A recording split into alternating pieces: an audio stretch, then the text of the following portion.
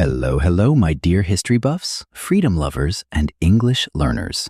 Welcome back to another special episode of Now We Are Talking English. I am absolutely thrilled that you are sitting down with me today because we are going to explore a deeply inspiring, completely true story. It is a story about incredible courage, sharp intelligence, and a powerful desire to change the life of a whole nation. Imagine living in a world where you have no control over your own life, your own money, or your own future. Imagine that a powerful leader thousands of miles across a wide ocean makes every single rule for you, but never listens to your voice. This was the real reality for millions of people living in America in the middle of the 18th century. Back then, America was not a single independent country. It was a group of 13 colonies controlled by the King of England, King George III. The people living there were intelligent, hard-working, and creative. But the king wanted to control everything. He forced the colonists to pay heavy taxes on daily items like tea, paper, and sugar. Worst of all, the colonists had no representatives in the British Parliament. They had absolutely no voice. They called this unfair system taxation without representation. For many years, the people felt frustrated and heavy. But true intelligence means knowing when a system is broken, and true courage means deciding to fix it. A group of brave thinkers, writers, and leaders decided that enough was enough. They did not just want to complain. They possessed a deep, burning desire to completely transform the future of their land and create a new nation built on freedom. In the hot summer of 1776, these brave leaders traveled from all 13 colonies to meet in a quiet brick building in the city of Philadelphia. 56 men gathered in that room. They knew that what they were doing was extremely dangerous. Standing up against the King of England, who had the most powerful military in the entire world, was considered a crime against the crown. If they failed, they would lose everything, including their lives. Let's look closely at who these 56 men actually were, because their personal facts are truly fascinating. The oldest man in the room was the world-famous inventor Benjamin Franklin. He was 70 years old, self-taught, and full of sharp wit. In contrast, the youngest signers were Edward Rutledge and Thomas Lynch Jr., both young men of only 26 who possessed the courage of giants. When the document was ready, the President of the Congress, John Hancock, was the very first to step up and sign his name. He signed it so incredibly large that today, in the English language, the phrase John Hancock literally means your signature. Other brilliant minds signed right next to him, like John Adams, a passionate lawyer from Massachusetts, and Thomas Jefferson, a quiet young man with an extraordinary talent for writing. But signing that paper brought severe, real-life consequences. Many of these men paid a terrible price for their bravery. Signers like Richard Stockton and Arthur Middleton were captured by the enemy and thrown into brutal military prisons.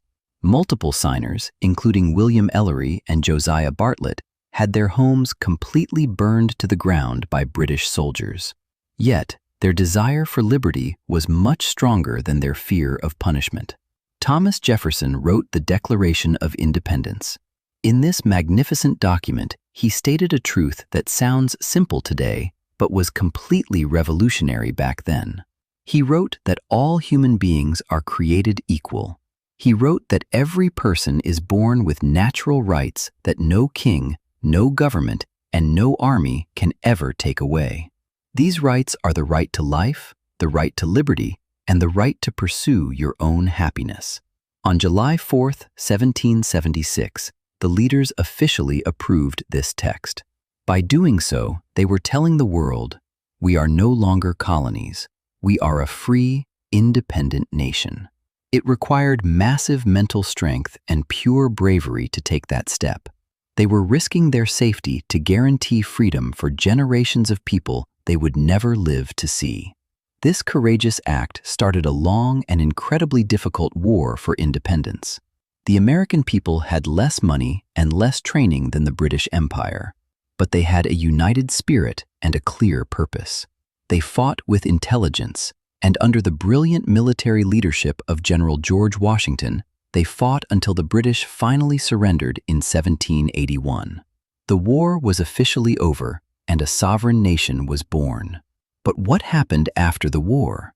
The young country faced a massive, dangerous challenge. How do you build a completely new government from scratch? In 1789, the people unanimously chose their ultimate wartime hero, George Washington, to become the very first president of the United States. President Washington took his oath of office with a heavy responsibility. The young country had to create a financial system, build new cities, and keep 13 individual states united as one single family. It was during these very first steps of the young country that a powerful idea began to grow, an idea we now call the American Dream. This dream was directly born from Jefferson's radical sentence, "All men are created equal." The American Dream is the deep belief that no matter where you are born, no matter what your social status is, and no matter how poor your family might be, you have the opportunity to succeed. It means that through hard work, intelligence, and determination, any human being can build a better life, improve their circumstances, and define happiness for themselves. This dream became a brilliant beacon of hope, attracting millions of immigrants from every corner of the earth to help build the nation. Today, 250 years later, how do Americans celebrate this historic day?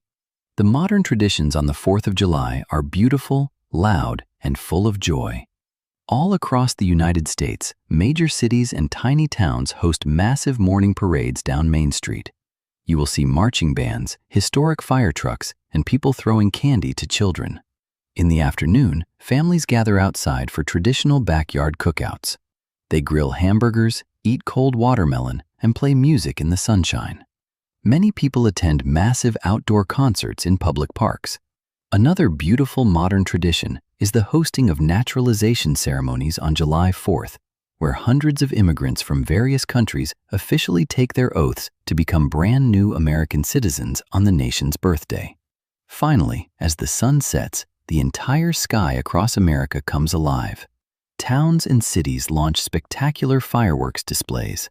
Families spread big blankets on the grass, look up at the flashing red, white, and blue lights, and listen to the thunderous booms echoing through the night. And sitting there under the fireworks, people are not just enjoying a summer holiday. They are remembering the birth of freedom. They are honoring the raw courage of men like Benjamin Franklin, John Adams, and Thomas Jefferson, who dared to stand up against injustice and rewrite human history. The history behind this day reminds us that big, positive changes always begin with a choice. It begins when intelligent people unite, find their courage, and decide to create a better world for themselves and their community. Now, my beautiful friend, take a moment to look back at how far you have already come. Remember, every magnificent journey in history, even the birth of a whole new nation, began with one single courageous step. By showing up today and listening to this story, you are taking another small step toward your own big goals.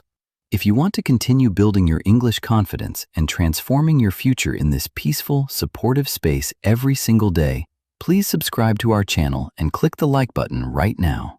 Let's practice together in our comments section. Write 2 simple sentences for us.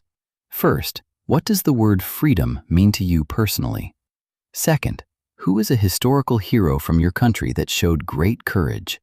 Please type your inspiring answers below in simple English. Thank you for spending this valuable time with us on Now We Are Talking English. Take care of your health, be incredibly proud of your listening practice today, and we will see you in our next episode. And to all our American friends and freedom lovers around the world, happy 4th of July.